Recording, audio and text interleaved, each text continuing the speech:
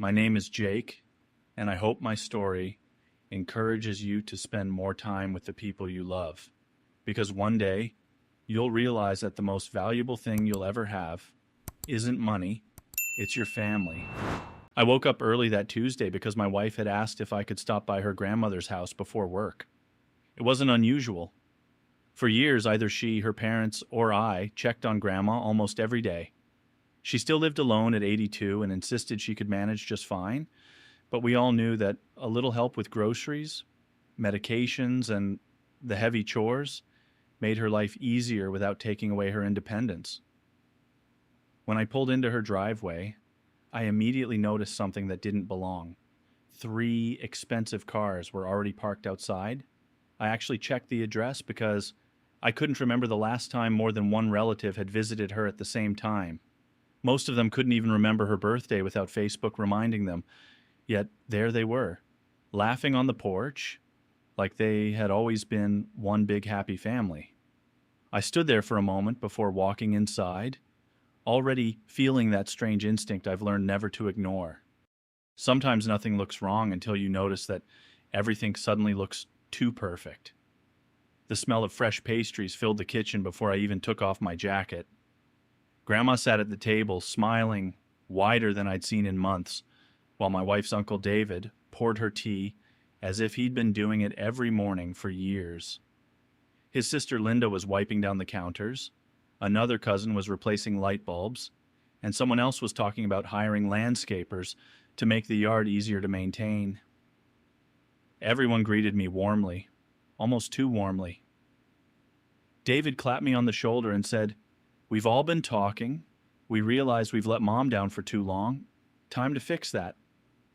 Grandma looked at me with moist eyes and whispered, "Isn't it wonderful? They finally came back." I forced myself to smile because I didn't want to ruin that moment for her. Maybe people really could change. Maybe guilt had finally caught up with them. But then I noticed something else. Every conversation somehow drifted toward the future. They weren't talking about how Grandma felt today. They were talking about how difficult it must be for her to keep the house, how stressful bills had become, how much easier life would be if other people handled everything for her. None of the comments sounded threatening on their own. Together, they sounded rehearsed. Over the next 2 weeks, the transformation only became more unbelievable. Relatives who hadn't visited in years suddenly competed to outdo one another. Flowers arrived almost daily. Someone always brought homemade food. Another person insisted on driving Grandma to appointments she had never needed help reaching before. Family photos appeared on social media with captions about cherishing every precious moment together. Friends who barely knew the family started commenting about how beautiful it was that everyone had reunited around Grandma. My wife wanted to believe it. Her parents wanted to believe it. Even I kept searching for reasons not to be suspicious, but every visit left me with the same uncomfortable feeling. They watched one another's conversations too carefully. If one person mentioned finances, another naturally continued the subject. If Grandma hesitated about anything involving paperwork or future planning, someone quickly reassured her that family only wanted what was best. It wasn't kindness that bothered me. It was how perfectly coordinated their kindness had become, as if they had all memorized the same script without ever admitting one existed. At first I told myself I was imagining patterns that weren't really there. After all, I had seen families come together during difficult times before. People changed after health scares. Regret could make someone reconnect. I kept repeating those explanations until little details started refusing to fit. One afternoon, I arrived just as David and Linda were leaving. They stopped talking the second they noticed my truck in the driveway. David smiled too quickly and tucked a folder under his arm before casually saying, "We were just helping your grandmother organize some paperwork." It sounded innocent enough, but Grandma had always been obsessively organized. Every bill, insurance document, and bank statement had its own labeled folder in the office. She didn't need anyone organizing anything. After they drove away, I asked her what they had been working on. She frowned for a moment before answering, Oh, they said it would be easier if someone helped me prepare for the future. Nothing important. Then she looked embarrassed, almost guilty, as if she'd done something wrong. That reaction bothered me more than the answer itself. A few days later, my wife and I took Grandma grocery shopping like we always did. As we walked through the store, she casually mentioned that David had asked whether she still had the original deed to the house, because important papers should always be easy to find. My wife stopped pushing the cart and looked at her. Why would he need to know where your deed is? Grandma shrugged. He said he was worried about emergencies. Neither of us answered immediately. Instead, we exchanged the kind of glance married couples develop after years together. One that says everything, without a single word. When we got back to her house, I quietly checked the filing cabinet while Grandma unpacked groceries. Nothing appeared to be missing, but several folders had clearly been moved. Someone had searched through them, carefully enough to avoid making a mess, but carelessly enough that I could see they weren't in the order Grandma always kept them. That wasn't concern. That was someone looking for something specific. The first piece of undeniable evidence arrived completely by accident. I had stopped by one evening to replace a leaking faucet while Grandma watched television in the living room. My phone battery had died earlier that afternoon, so I borrowed her tablet to look up the part number for the replacement valve. As I typed into the browser, the search history appeared automatically. Most of it was harmless, but one recent search caught my eye immediately. Documents required to transfer ownership of house to family member. Grandma would never search for something like that on her own. She barely knew how to use the internet beyond reading the news and checking the weather. My stomach tightened. I asked her if she'd been looking up property information recently. She looked genuinely confused before saying, "No. David borrowed the tablet yesterday because his phone wasn't connecting to the Wi-Fi." She answered so naturally that I almost wished I'd never asked. She trusted him enough not to question why he needed her device in the first place. That night, I couldn't sleep. I replayed every conversation from the previous month, every carefully chosen compliment, every unnecessary offer to help, every discussion that somehow circled back to paperwork, finances, or making life easier.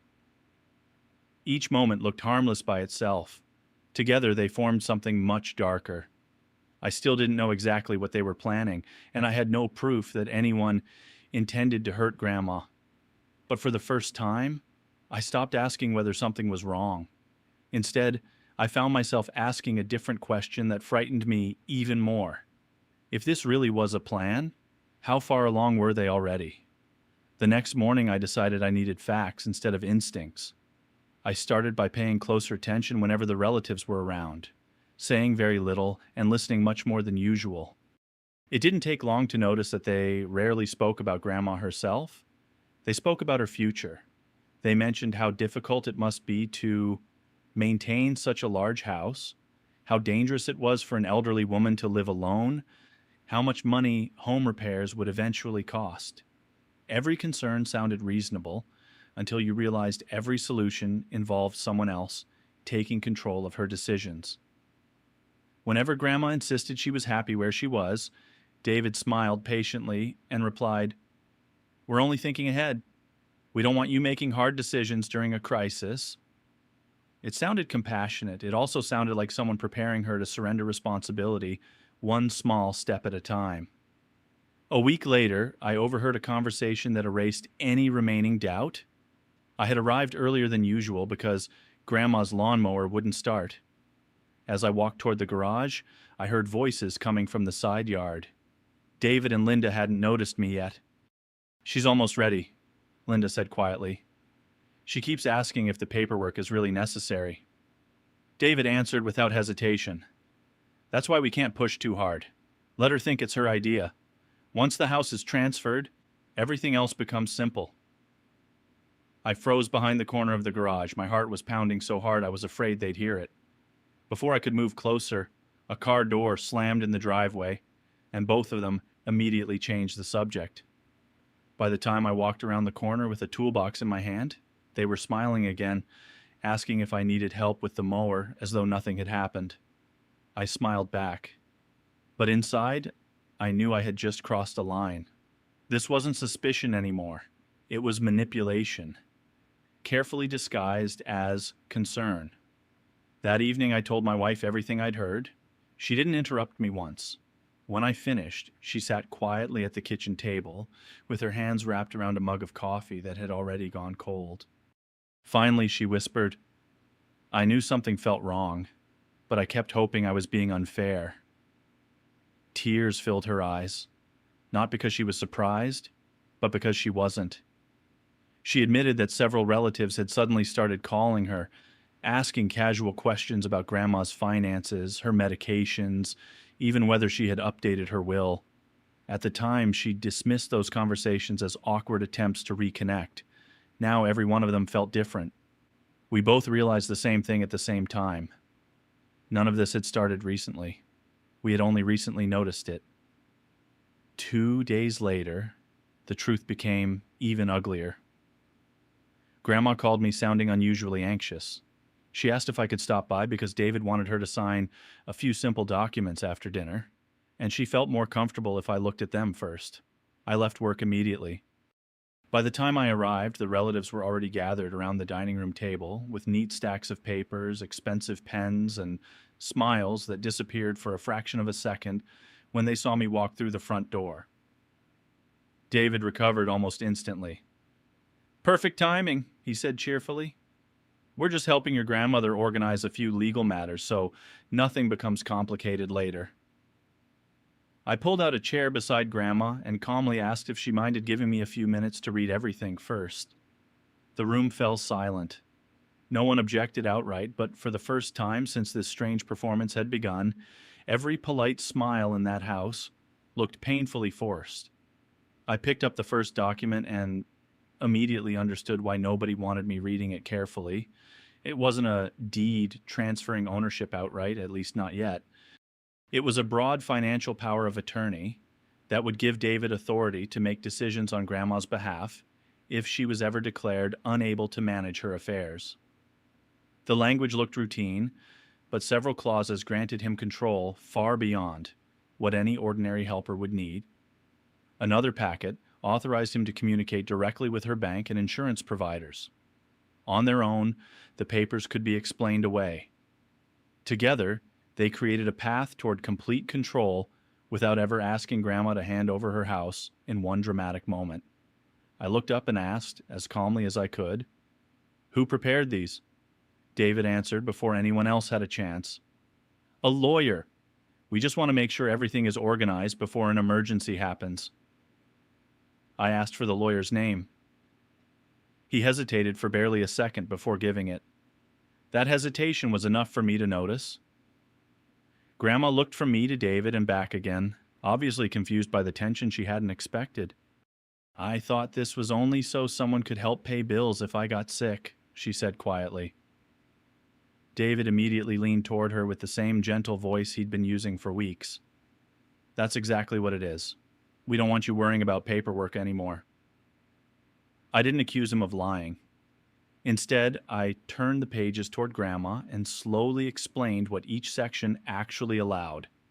I pointed to the paragraphs that authorized property transactions, access to financial records, and the ability to make decisions in her name under certain conditions.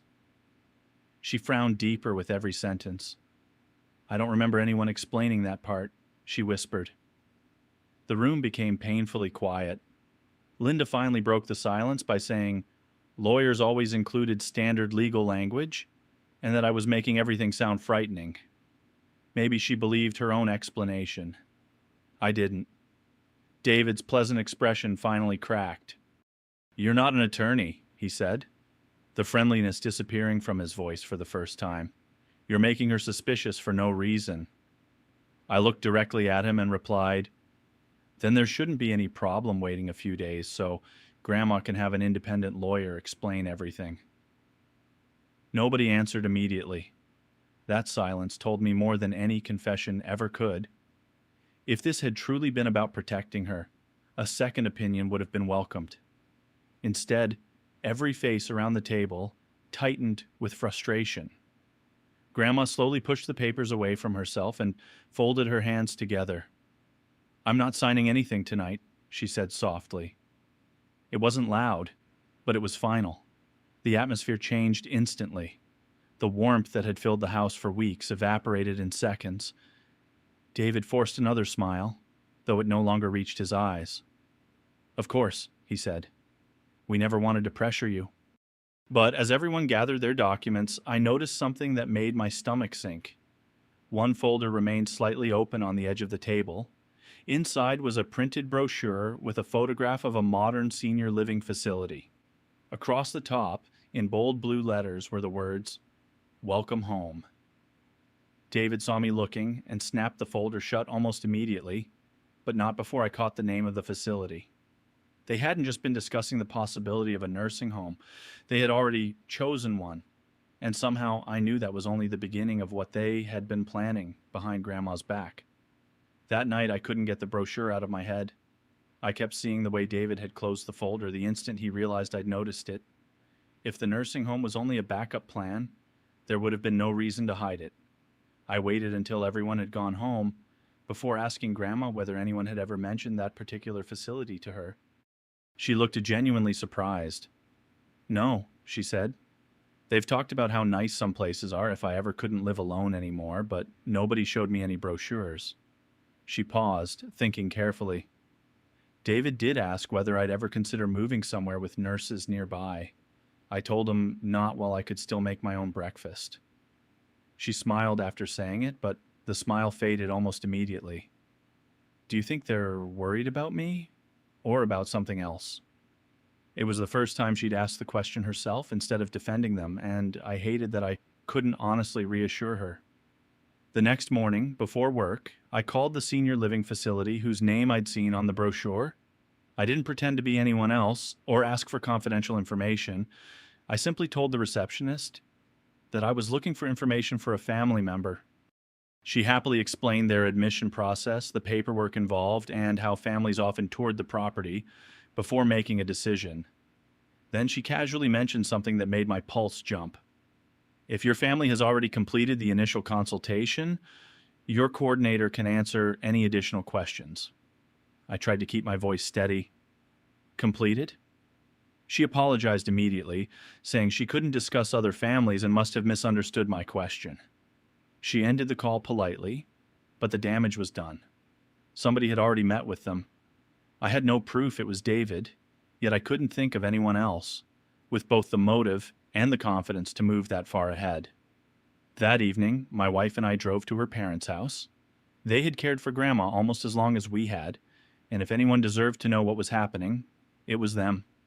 Her father listened without interrupting, while I described the paperwork, the brochure, and the phone call. When I finished, he stared at the kitchen table for nearly a minute before quietly saying, "3 months ago, David asked me whether I'd ever considered selling Mom's house after she moved into assisted living. At the time, I thought he was just thinking ahead." He rubbed his forehead with both hands. Now I realize he wasn't asking a question. He was testing whether I'd object. My mother-in-law walked to the living room and returned carrying a small notebook. She flipped through several pages until she found what she wanted.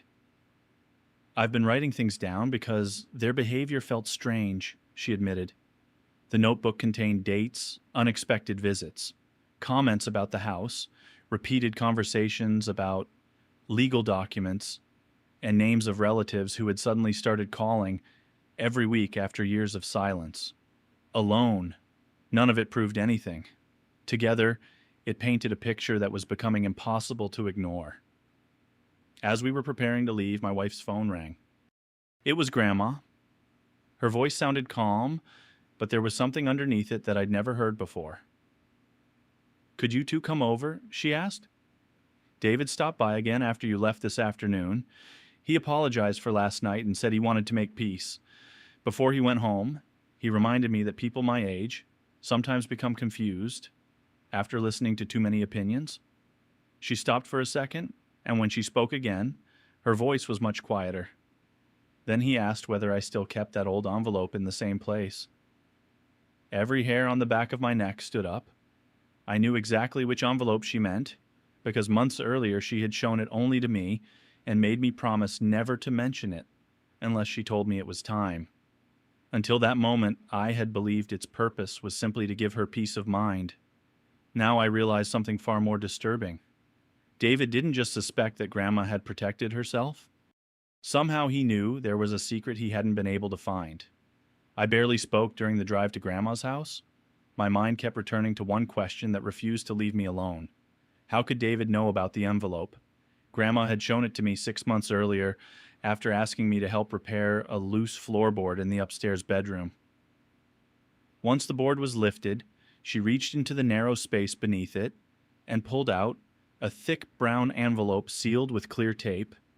She hadn't let me open it. Instead, she had looked me straight in the eye and said, "If I ever tell you they've stopped caring about me and started caring about my house, you'll know when this belongs outside this floor."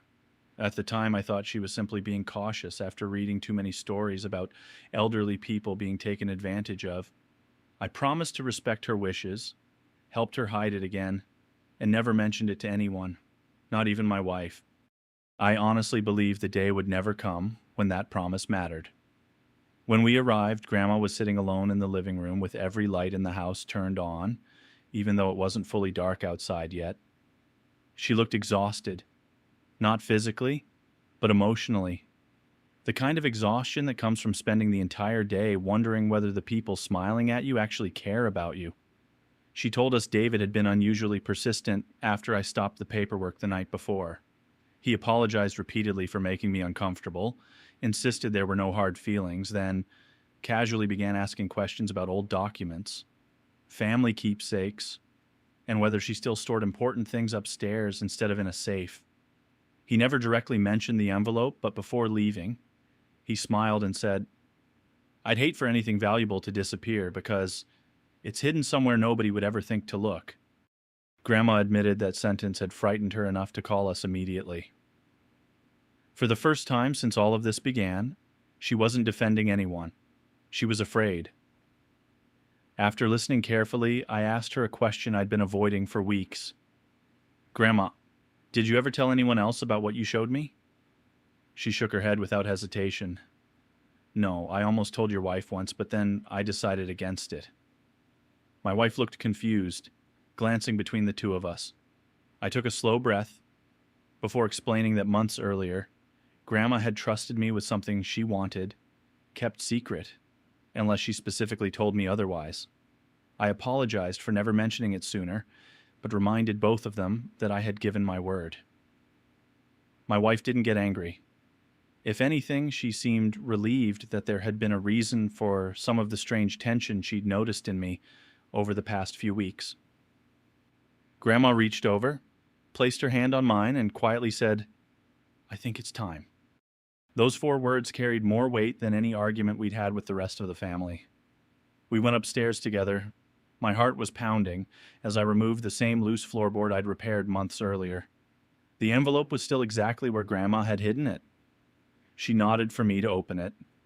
Inside wasn't money, jewelry, or a revised will like I'd secretly imagined. Instead, there were certified copies of legal documents, several handwritten letters, and a flash drive carefully labeled in Grandma's neat handwriting. The first document immediately caught my attention. It was an irrevocable agreement signed months before any of the relatives had suddenly reappeared. Without transferring ownership of the house to anyone, it created legal protections that prevented the property from being sold, transferred, or used as collateral unless Grandma personally confirmed her wishes through an independent attorney who had no connection to the family. The second document appointed an independent fiduciary, not any relative, to review any future financial decisions involving her assets if questions about undue influence ever arose. Grandma had quietly built a wall around everything they were trying to take. I looked up in disbelief. "You planned for this?" She gave me a tired smile that broke my heart. I hoped I'd wasted my money paying those lawyers. Then she picked up one of the handwritten letters and held it for a moment before setting it back down. I didn't expect my own family to prove me right. My wife was wiping tears from her face as she slowly read through the papers. None of us spoke for almost a full minute. Finally, I reached for the flash drive. Before I could plug it into my laptop, Grandma gently stopped my hand. "Not yet," she whispered. "The documents protect me, but what's on that drive?" She looked toward the bedroom door as though someone might be listening outside. That's what destroys their entire plan. For a long moment, none of us reached for the flash drive. It sat on the bed between us, no larger than my thumb, yet it suddenly felt heavier than everything that had happened over the past month. I looked at Grandma, expecting her to explain, but she simply nodded toward my laptop. "You should be the first one to see it," she said. "Then you decide what everyone else needs to know." I plugged it in while my wife moved closer beside me. The drive contained only 3 folders. One held scanned legal documents matching the papers we had just read. The second contained dozens of photographs, each carefully dated. The third was labeled simply, "If they come back." I opened the last folder first. Inside were short video recordings Grandma had made over the previous 2 years. She had filmed them on an old tablet, speaking directly to the camera in the calm, organized way only a retired librarian could manage. In the earliest recordings, she explained why she had started documenting everything. After several of her friends had become victims of financial exploitation by relatives, she promised herself she would never allow anyone to quietly rewrite the truth about her own life. Every few weeks, she recorded another update describing who had visited, who had called, and who hadn't. The pattern was impossible to ignore. Birthdays passed without a single phone call from most of the family. Holidays came and went with empty promises. Months stretched into years where only my wife, her parents, and I appeared consistently in Grandma's life. She never sounded bitter. She simply stated facts with dates, names, and remarkable precision. The photographs told the same story.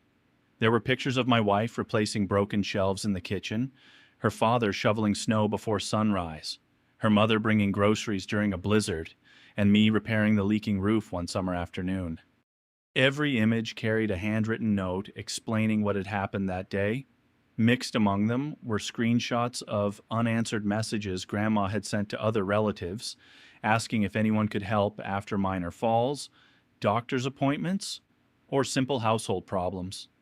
Some messages had never received replies. Others were answered weeks later with excuses. Then, almost overnight, the timeline changed completely.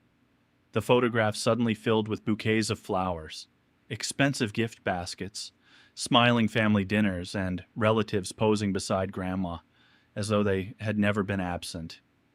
Looking through the files felt less like watching a family reunite and more like watching actors arrive after the audience had already taken their seats. Then I found the document that made everything click into place. It wasn't created by Grandma at all. It was an email she had printed after accidentally receiving it months earlier because one of the relatives had typed the wrong address into an autofill field. The message wasn't enough to prove a crime, but it revealed something devastating. David had been discussing long-term care facilities with another relative long before anyone had suddenly decided to reconnect with Grandma. One sentence stood out so clearly that I read it twice to make sure I hadn't misunderstood. "Once she's comfortable trusting us again, the paperwork should be much easier." My wife covered her mouth with both hands. Grandma quietly looked out the bedroom window instead of at the screen. She didn't need to read the email again. She already knew every word it contained. I finally understood why Grandma had trusted only me with all of this. She hadn't chosen me because I was smarter than anyone else, or because I knew more about legal documents. She chose me because I wasn't connected by blood to the family factions that had divided everyone for years. She believed I would make decisions based on what was right instead of who might be offended. That realization carried an uncomfortable responsibility. We finally had enough evidence to defend Grandma, but using it would permanently expose people she had spent her entire life loving. I closed the laptop and looked at her. "If we do this," I said quietly, "there's no going back." She nodded without hesitation. There stopped being a way back the day they started pretending to love me for my house, instead of loving me for being their grandmother. The following morning, we agreed that reacting emotionally would only help David. If we confronted him immediately with everything we'd found, he would deny it, twist the story, and accuse us of taking advantage of Grandma ourselves. We needed to make sure every step we took protected her first. Grandma insisted on meeting with the independent attorney who had prepared her legal documents months earlier. We drove there together, carrying the envelope and the flash drive in a plain grocery bag that looked completely unremarkable. The attorney greeted Grandma by name, smiled warmly, and immediately recognized the folder she placed on his desk. As he reviewed the documents, he wasn't surprised by anything he saw. In fact, he quietly told us that Grandma had planned all of this after attending a community seminar about financial abuse targeting seniors. She had specifically instructed him never to contact any family member unless she personally requested it. She was worried, he admitted, not because someone had already betrayed her, but because she believed sudden kindness often appears when people think time is running out. For nearly 2 hours, we walked him through everything that had happened over the past month. We showed him the printed email, the videos, the photographs, and the timeline my mother-in-law had carefully documented in her notebook. He listened without interrupting, occasionally asking for dates or clarifying details. When we finished, he leaned back in his chair and folded his hands. "What you've brought me doesn't prove a completed fraud," he said, "but it strongly suggests an organized attempt to exert undue influence." He explained that legally, Grandma was still fully competent to make her own decisions.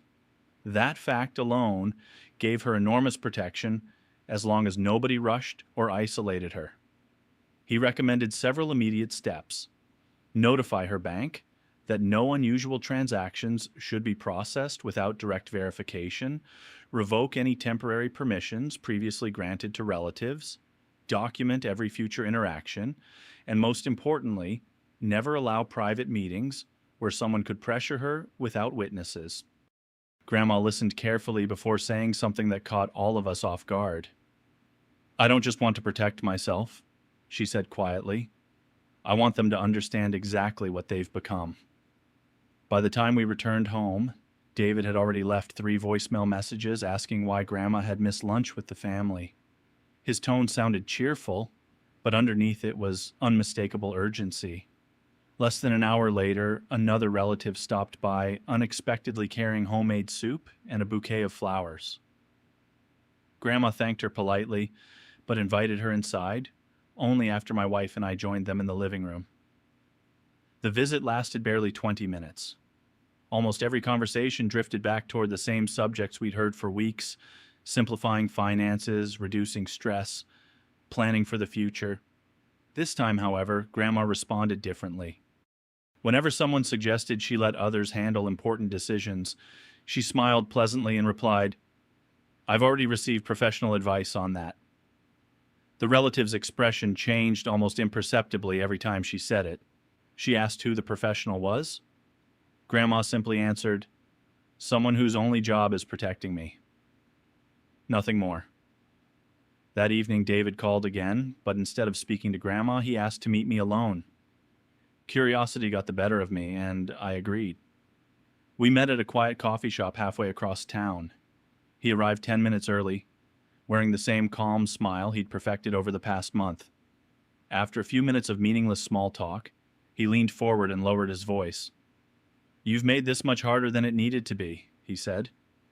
I asked what he meant. He stirred his coffee slowly before answering. "Grandma's getting older. Eventually someone has to make decisions. Fighting reality only delays the inevitable." I looked him straight in the eye and replied, "Protecting her isn't delaying reality." For the first time since I'd known him, the mask slipped completely. His smile disappeared, replaced by cold frustration. "Be careful," he said quietly.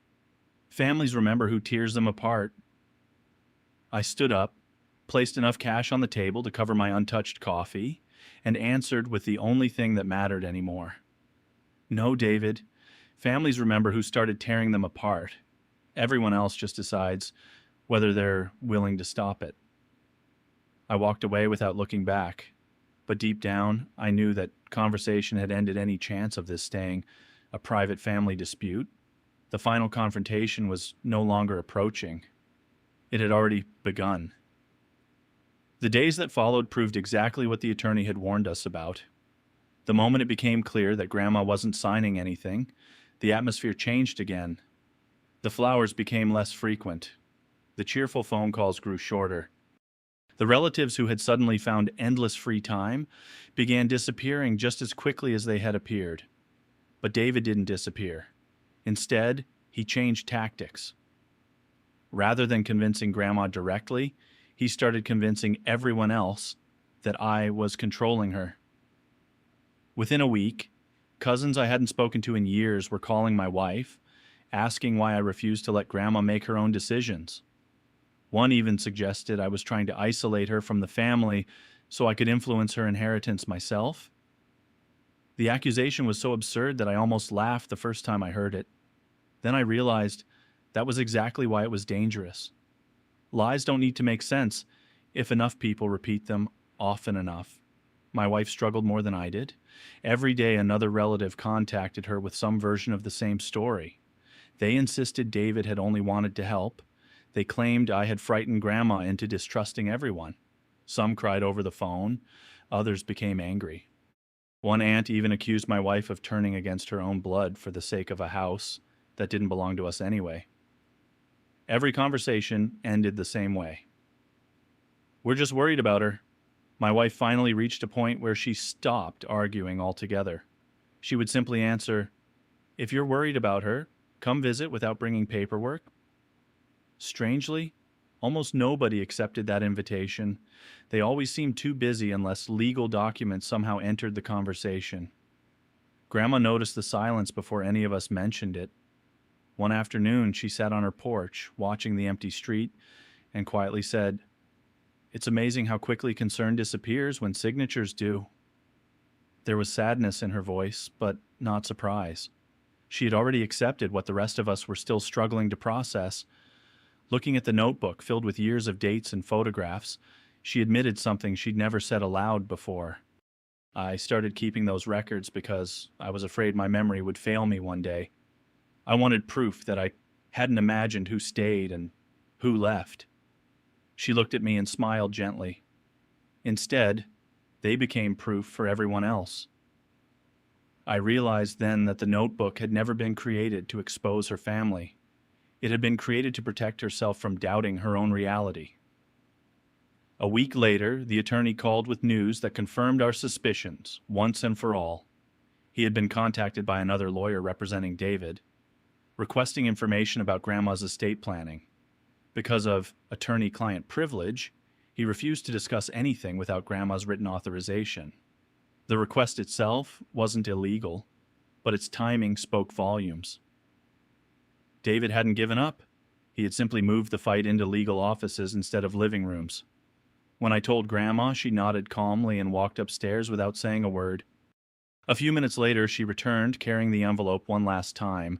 She placed it on the dining room table beside the notebook and the flash drive. "I've spent my whole life believing families heal by keeping painful things private," she said. "Maybe that's true for mistakes, but not for deception." She looked at each of us before taking a slow breath. "It's time everyone hears the truth at the same time." 2 days later, invitations went out for what David believed would be another ordinary family gathering at Grandma's house. He happily agreed to come, convinced he still had enough influence to steer the conversation back in his favor. Every relative accepted.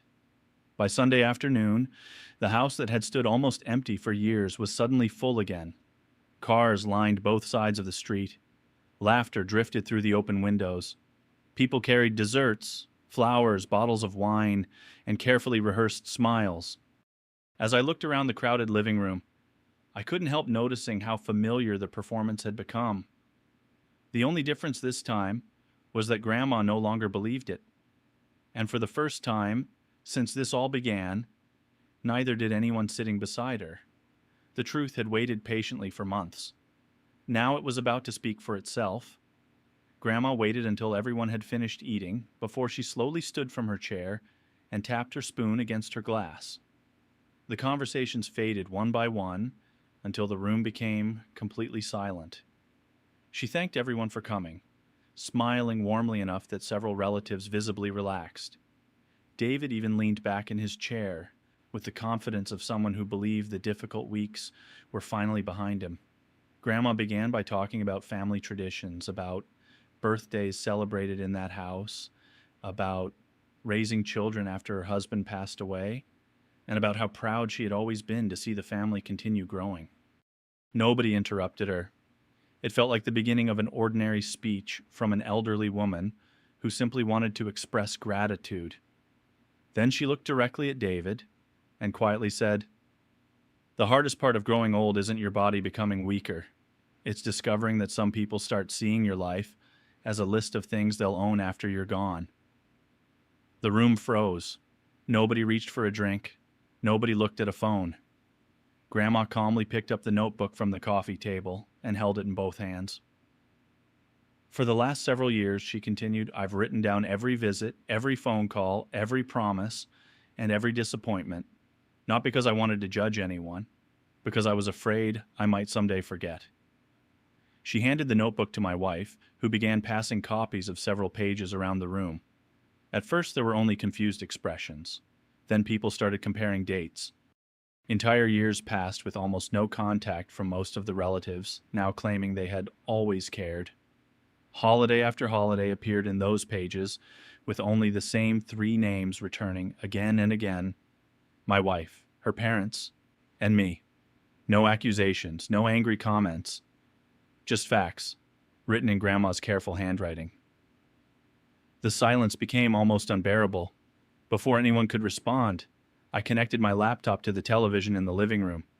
Grandma had insisted that if the truth was going to be told, everyone deserved to see exactly what she had seen. The first video began playing.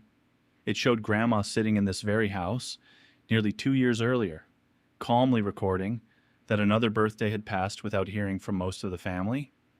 Another video followed months later after she slipped on the back steps and spent several hours waiting before my father-in-law arrived because nobody else answered their phones. Then came photographs documenting years of ordinary moments that no one else had bothered to witness. Repairing broken fences, replacing appliances, clearing snow, cooking dinners, driving to doctor's appointments. They weren't dramatic images. That was precisely what made them impossible to dismiss. Real love had left a trail of ordinary days.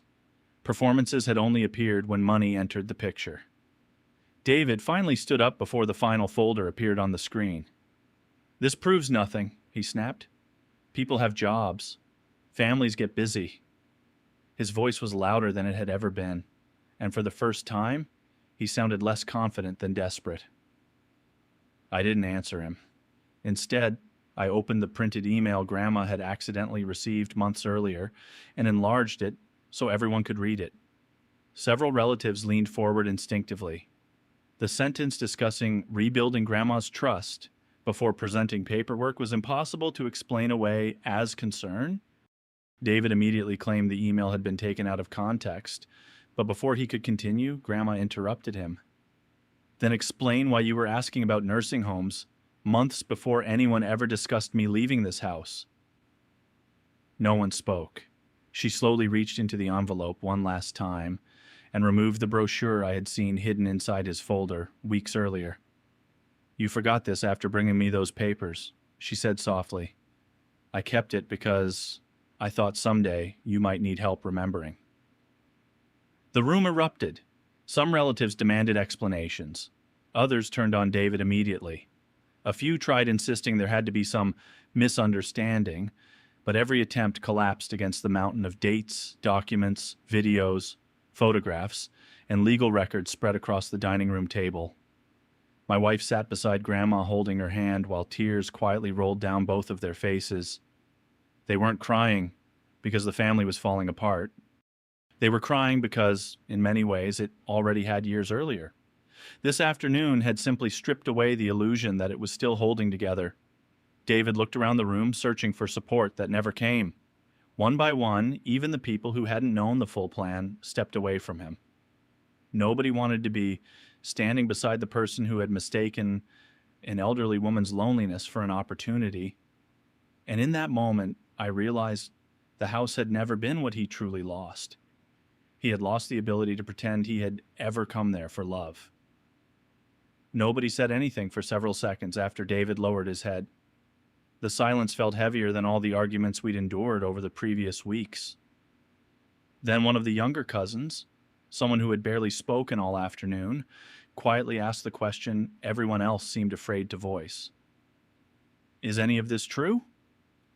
He wasn't looking at Grandma. He was looking directly at David. For the first time since I'd met him, David didn't have an immediate answer. He opened his mouth, closed it again, then finally muttered that everything had been misunderstood. It wasn't a denial. It wasn't even an explanation. It was the kind of vague sentence people use when every specific fact is working against them. Around the room, faces changed one after another. Some showed anger, others embarrassment. A few simply looked exhausted, as though they suddenly realized they had spent weeks defending someone without ever asking whether he deserved it. Linda tried to recover what little remained of their position.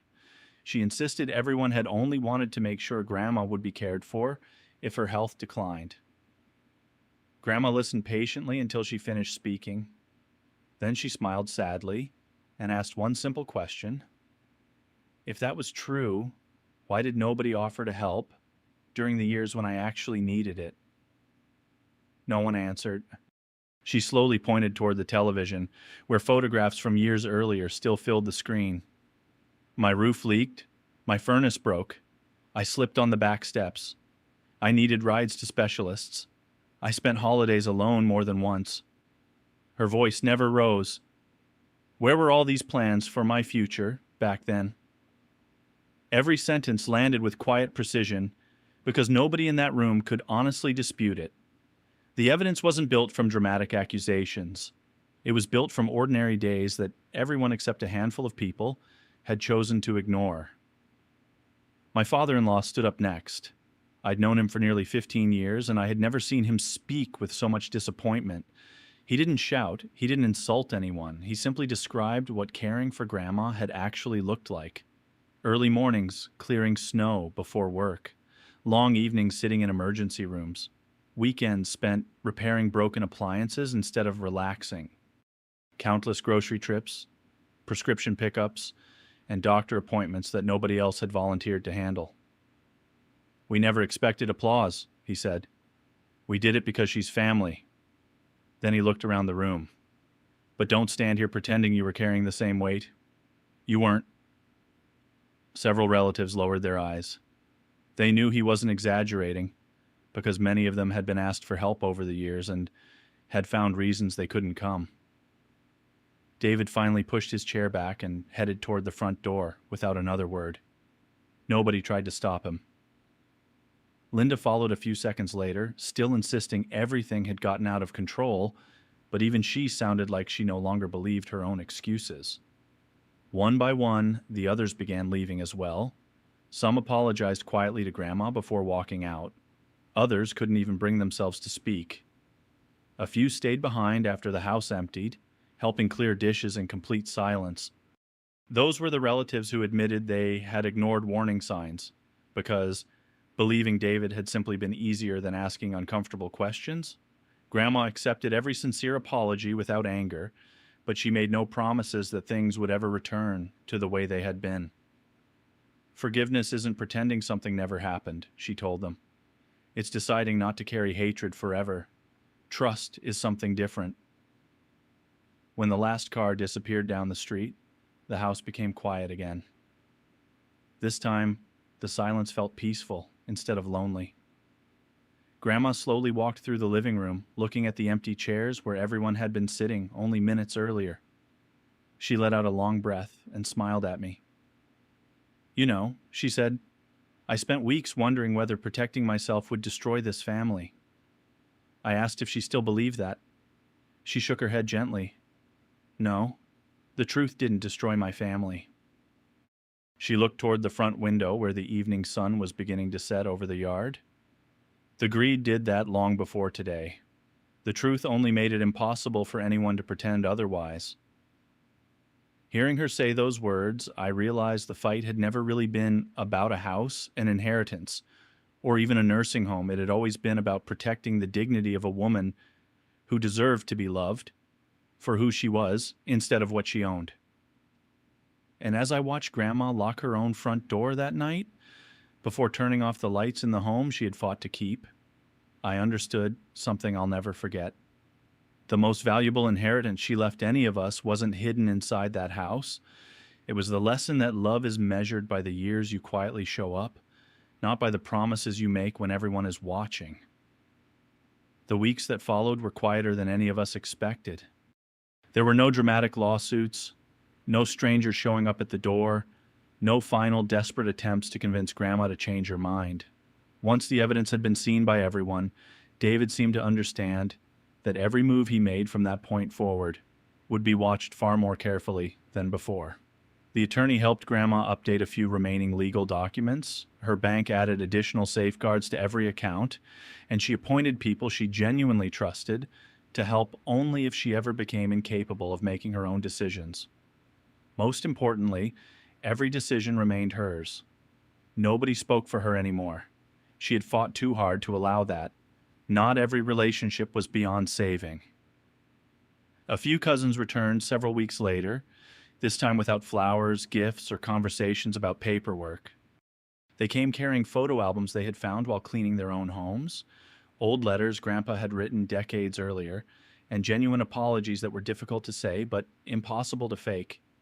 Grandma welcomed them inside, though she no longer confused apologies with instant forgiveness.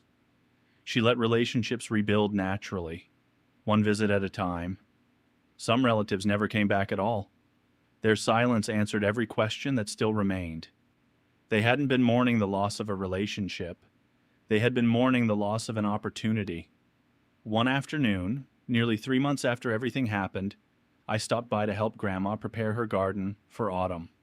We worked slowly, pulling weeds and trimming bushes while she told stories about neighbors who had lived on the street before I was even born. At one point, she looked at the front porch and smiled. "It's funny," she said. "For a while I thought I was afraid of losing this house." She rested both hands on the shovel before continuing. "Then I realized I wasn't protecting the building. I was protecting the life I'd built inside it." Looking around, I understood exactly what she meant. Every room held memories of birthdays, anniversaries, grief, laughter, ordinary dinners, and countless quiet evenings. The value had never been in the property itself.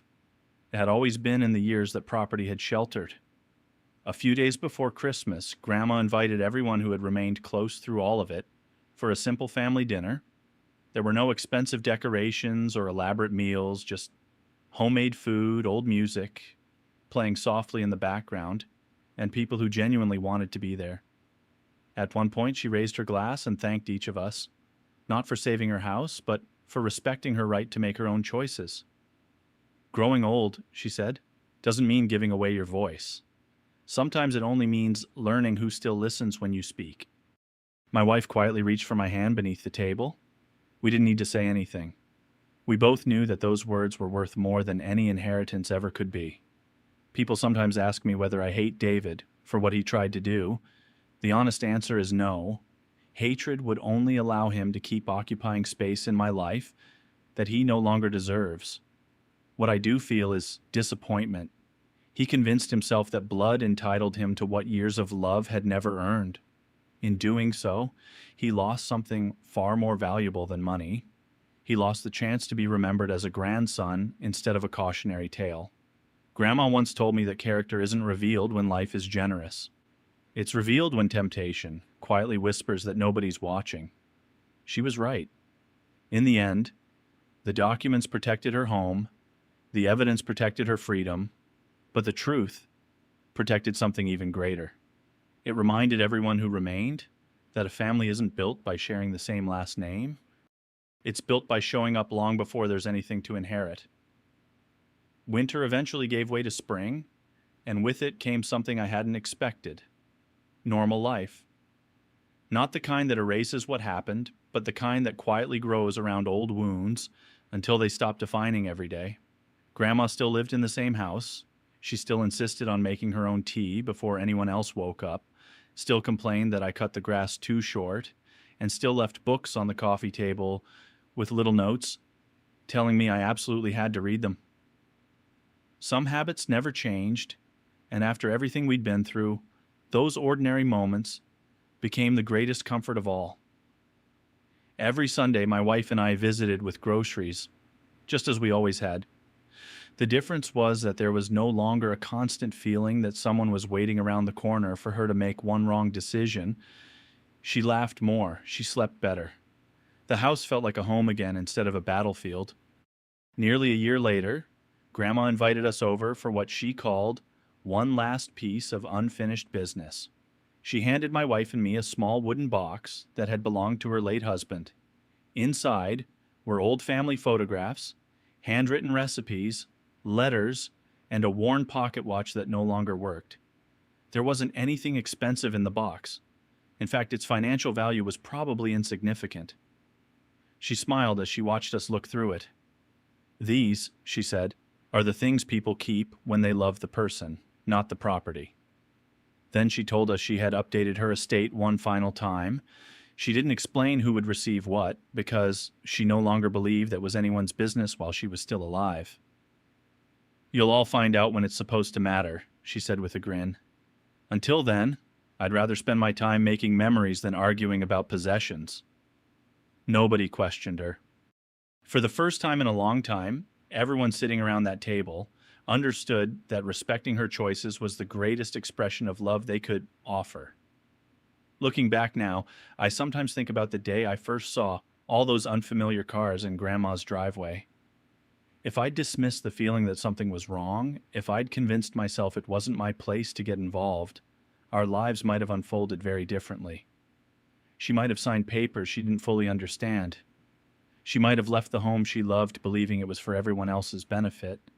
And the people who had mistaken manipulation for intelligence might have walked away, believing they had succeeded. Instead, one elderly woman who refused to surrender her independence reminded all of us that dignity is something worth defending at any age. She trusted me with a secret, because she hoped she'd never need it. The greatest privilege of my life wasn't exposing that secret. It was making sure her trust had been well placed. Whenever I hear people say that money tears families apart, I think they're only telling half the story. Money doesn't create greed. It reveals it. In the same way, hardship doesn't create love. It reveals that too. Our family didn't survive because we won a fight over a house. We survived because the people who had quietly shown up for years kept showing up when it mattered most. Everything else, the documents, the evidence, the confrontation, even the inheritance, was secondary. Those things settled a legal dispute. They didn't define the family. The family had already been defined years earlier, every ordinary day that someone chose to knock on Grandma's door without expecting anything in return. That's the inheritance she truly left behind, and it's worth more than any house ever could be.